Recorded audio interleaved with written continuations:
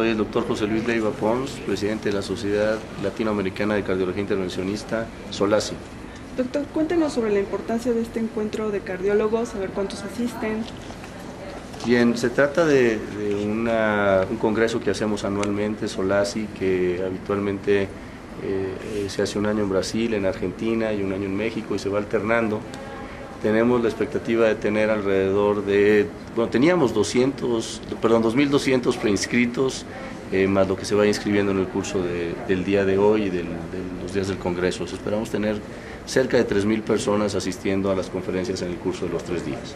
Doctor, ¿en qué nivel está México en cuanto a medicina del corazón? La verdad es que México es uno de los países punteros de América Latina. El nivel de la cardiología en general y en particular de lo que nos ocupa ahora de la cardiología intervencionista es muy bueno. Tenemos a nuestro alcance casi el acceso a la mayoría de los dispositivos que se requieren para ofrecer un buen tratamiento intervencionista a los pacientes, lo cual es una especialidad muy particular. Y desde luego que sobre todo hay centros de alto nivel capaces de competir con los mejores lugares del mundo. ¿De qué centros hablamos, doctor? Bueno, los centros insignia en México son el Instituto Nacional de Cardiología, el Centro Médico Nacional 20 de Noviembre del ISSSTE, el Centro Médico Nacional Siglo XXI del IMSS, el Centro Médico La Raza, también del IMSS, que son los 4 centros que van a estar transmitiendo casos en vivo y que desde luego, hablando específicamente de la Ciudad de México, son seguramente los líderes en la cardiología nacional. Lamentablemente en México la causa de muerte, la principal, son las enfermedades del corazón. ¿Cómo se puede reducir esto? Internacionalmente la causa número 1 de mortalidad es la enfermedad cardíaca y probablemente más que llegar a un procedimiento intervencionista, que es lo que nosotros hacemos, lo que nos interesa es la prevención. Yo creo que el punto crítico tiene que ser la prevención, hacer medicina preventiva, evitar que los pacientes lleguen a tener una condición cardíaca que ponga en peligro su vida o que los deje probablemente discapacitados, que esa es la otra consecuencia de la enfermedad cardiovascular.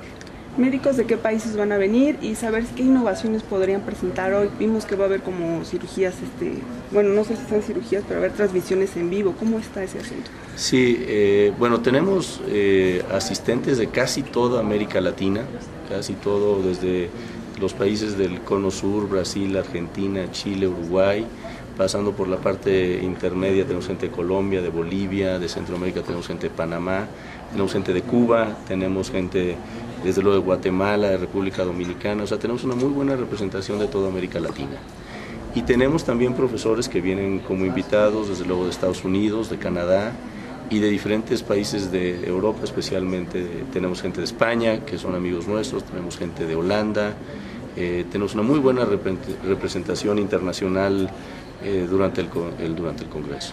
Doctor, ¿las cifras cardiovasculares es alarmante o más o menos?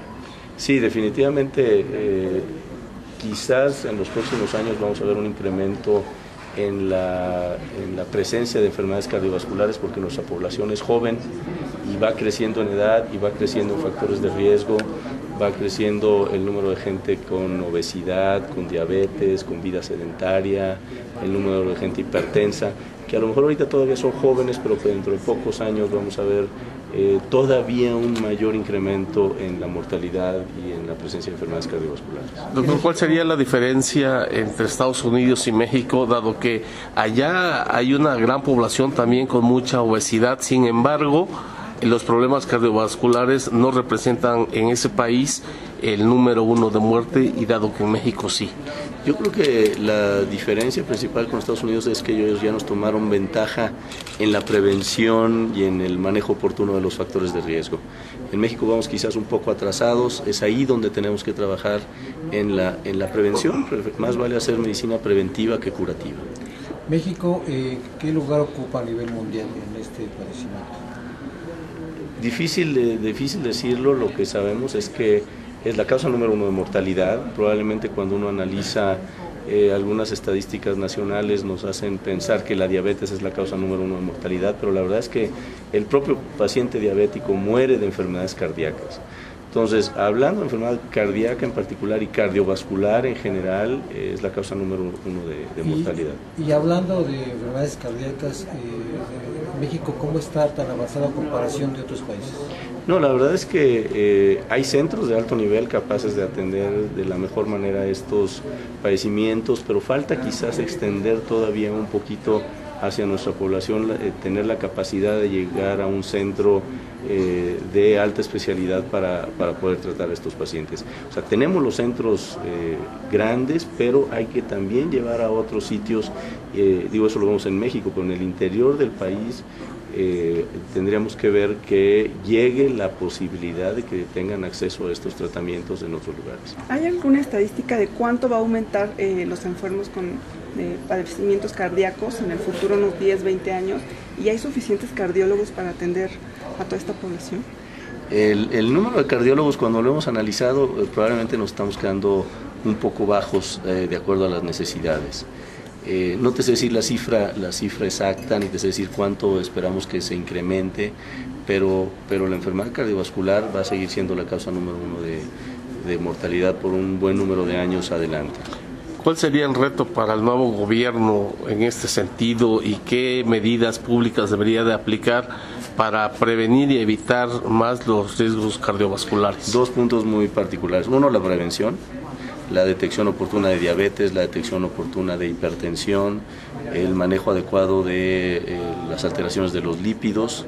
Yo creo que la prevención es la primera parte, y después nosotros hemos estado muy involucrados en querer llevar a la población la atención oportuna del infarto del miocardio mediante diferentes iniciativas, algunas veces se llaman alerta infarto, código infarto. El punto es que el paciente sepa qué hacer si tiene un síntoma sugestivo de infarto, a dónde acudir, y que los centros estén preparados para dar la mejor atención posible. ¿Y cuáles serían los síntomas para que alguien sepa que va a tener un infarto? El síntoma característico es el dolor precordial, y te muestro yo mis manos que la llevo al pecho. No te voy a decir que un dolor que es aquí, acá, eso no es el corazón. El dolor característico del corazón es un dolor opresivo en la zona del pecho que hace pensar que pueda tratarse de un problema cardíaco.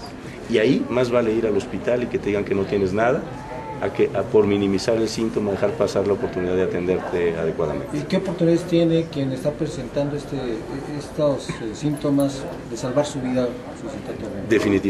Definitivamente.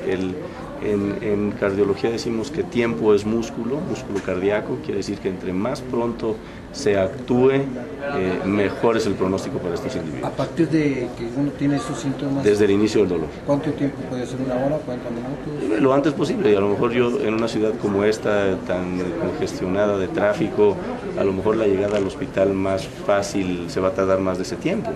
Pero aún las gentes que se demoran un poco pueden recibir el mejor tratamiento siempre y cuando lleguen al hospital. ¿Qué tanto influye el aire con la contaminación? No mucho en particular, en realidad influyen más los dos factores de riesgo que les he comentado. Doctor, ¿hay una estadística de la edad promedio para sufrir un infarto, mayor riesgo, o por las condiciones de vida que ya llevamos a gente joven ya? Habitualmente en el caso del varón lo vemos después de los 40 años de edad, y en el caso de la mujer una vez que se ha retirado su periodo menstrual alrededor de los 50, 60 años, y entonces se emparejan con una incidencia casi similar. Doctor, en este tipo de padecimientos se menciona que son caros el tratamiento, las medicinas, que obviamente, dada la población aquí en México, pues casi no tiene acceso a eso. ¿Qué tan cierto es eso? Es un tema muy debatido. Probablemente el tratamiento agudo del infarto sea caro, pero lo que te ahorras a largo plazo si actúas. Es decir, si el paciente con infarto sobrevive al mismo, probablemente va a quedar con un daño que lo deje incapacitado para seguir trabajando, o lo va a dejar incapacitado para actividades físicas de todos los días. Entonces probablemente te gastes mucho al principio, pero salves más vida y calidad de vida que si lo analizamos de esa manera. En este caso, el sector salud tiene todo el equipo necesario aquí en México para tratar esto. Lo tenemos, pero se necesita incrementar los programas de salud. Me tengo que ir porque coordino los casos. Okay. Gracias, Me tengo que ir porque coordino los casos.